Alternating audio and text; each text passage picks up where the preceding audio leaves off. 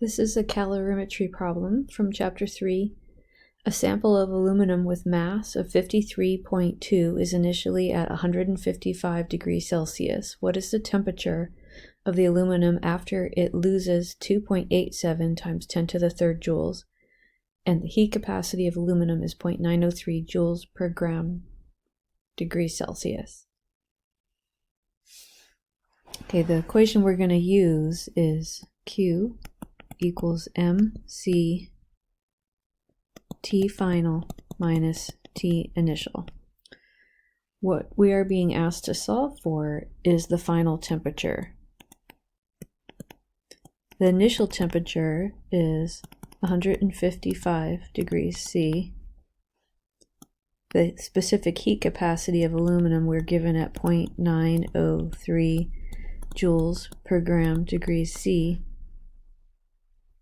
The mass of the aluminum is 53.2 grams.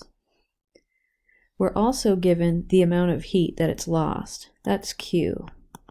The heat that's lost is 2.87 times 10 to the third joules.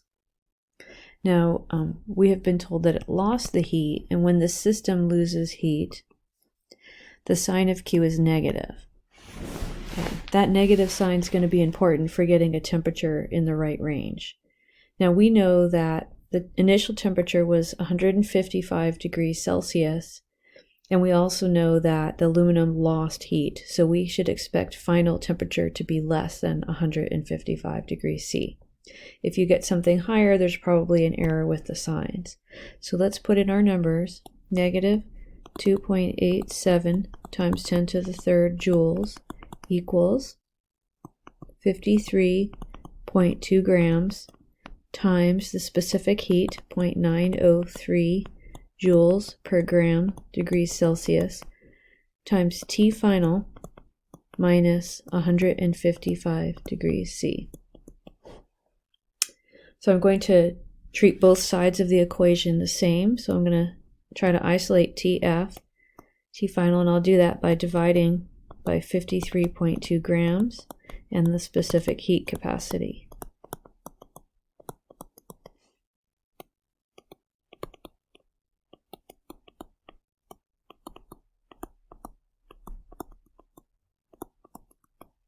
Okay, when I do that, I get minus 59.7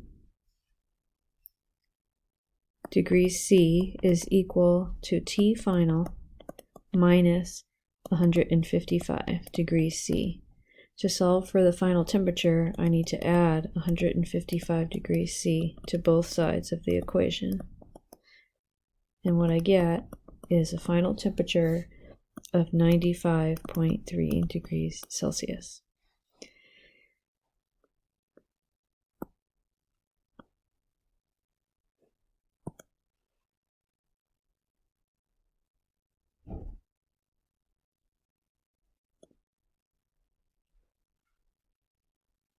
With significant figures, we're safe to say that the final temperature is 95 degrees C.